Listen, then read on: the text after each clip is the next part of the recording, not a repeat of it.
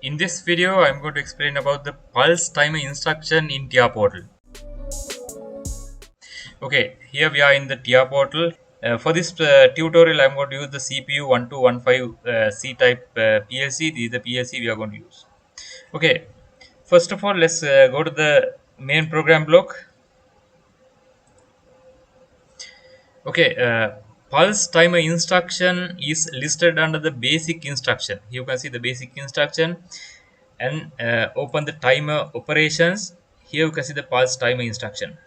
If you want to add this pulse timer instruction, drag and drop here. You can see initially it asks to create the instant data block. The data relevant to the timer is stored in a separate block. That block is called the timer instant data block. Here we can give the custom name to address the created data block. So I'm going to give the pulse timer.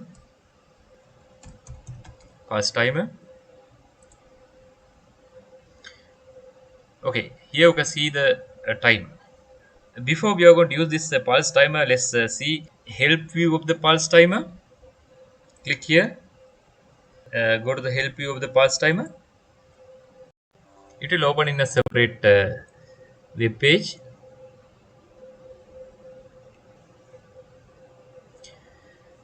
Okay, here you can see the generate pulse timer description.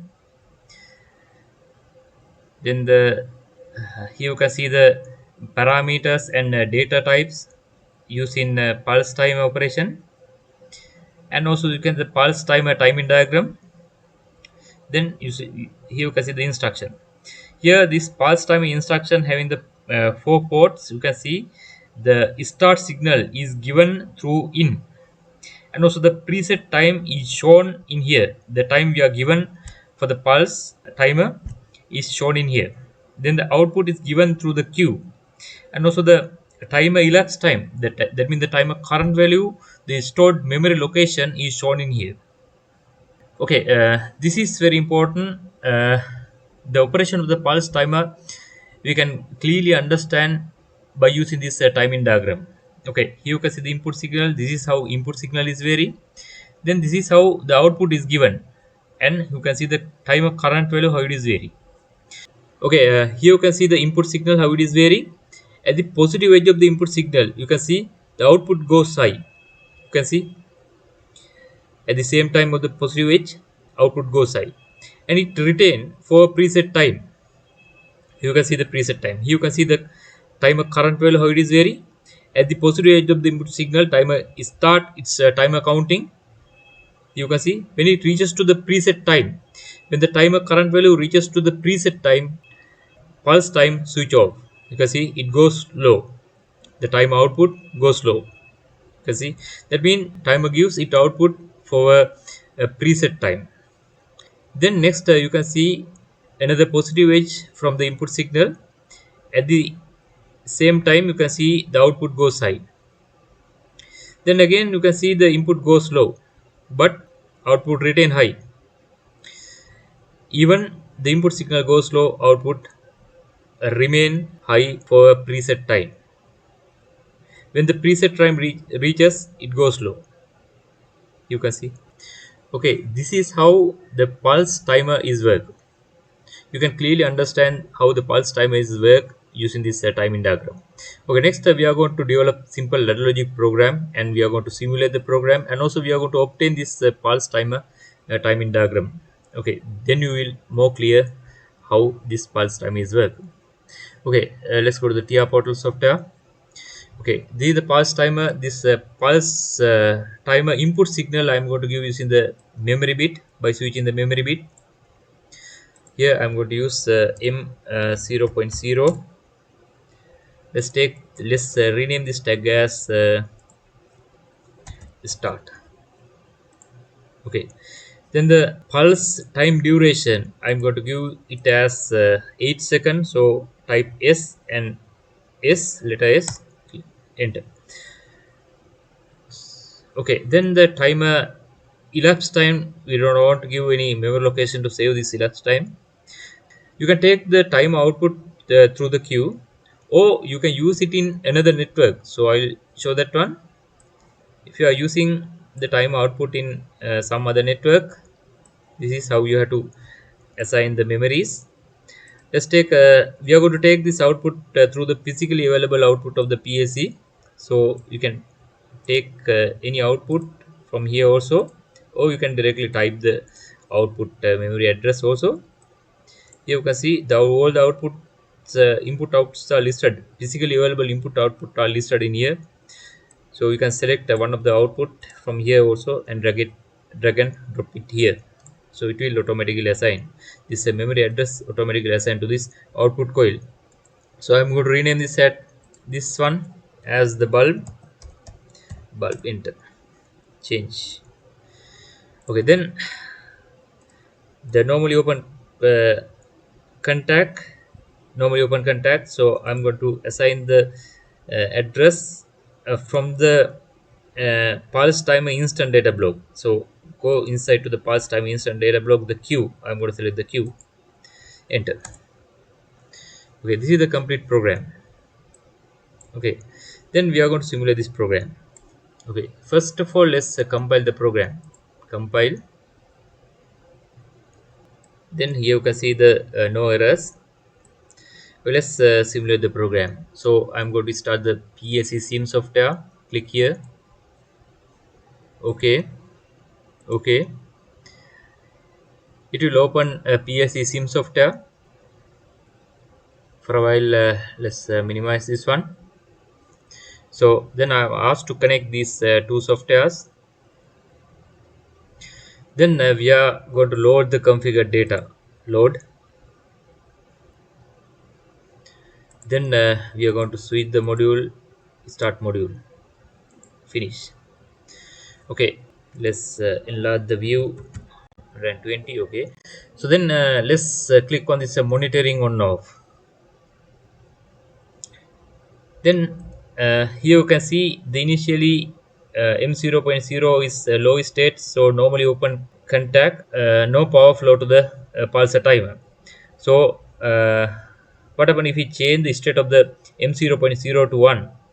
You can see the rising edge generated. You can see the at the same time the timer give its output Q,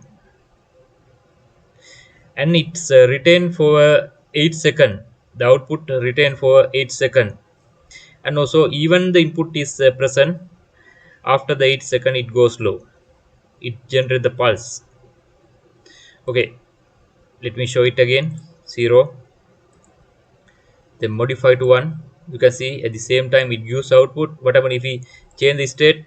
0, but you can see output remain as it is. Output remain high for 8 second. This is how the pulse time is work.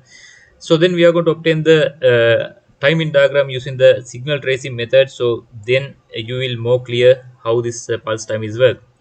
Okay, let's go to the offline. Okay, let's open the signal tracing. Go to the traces, add new traces, double click.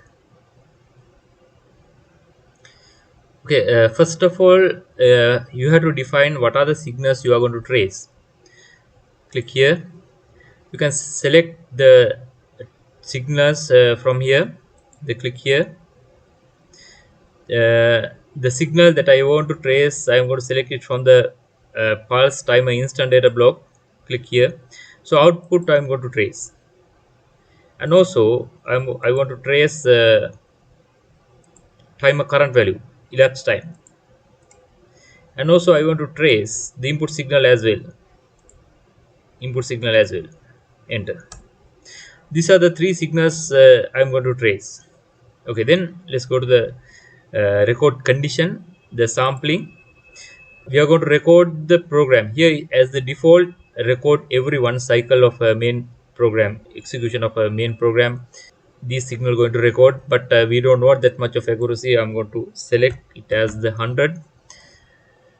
The record every 100 cycles mean every 100 cycles of main program executing, these signals going to be recorded.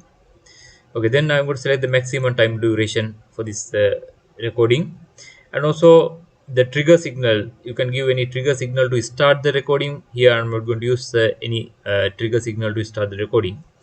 So the measurement on device, I'm not going to use this option also. Okay, let's transfer this configured data to the device. Click here. Okay, then I'm going to start activator coding. Here you can see, yeah, here you can see the three lines shown in three different colors. Here you can see pink color is shown the uh, pulse timer output bit, and also the state of the pulse timer output bit, and also the elapsed time is shown by the blue color, and also the timer input signal is shown by the green color. You can see the three lines. Okay, then let's see. Let's go to the main program. Okay, then we are going to run the main program. So let's split the window, then you can see the both the windows simultaneously. Okay, then let's change the state of the M0.0 signal. Let's see what happened. So modify to 1. Then you can see when the input signal changes to 1, you can see at the same time the pulse timer output bit set. You can see output bit set for 8 second.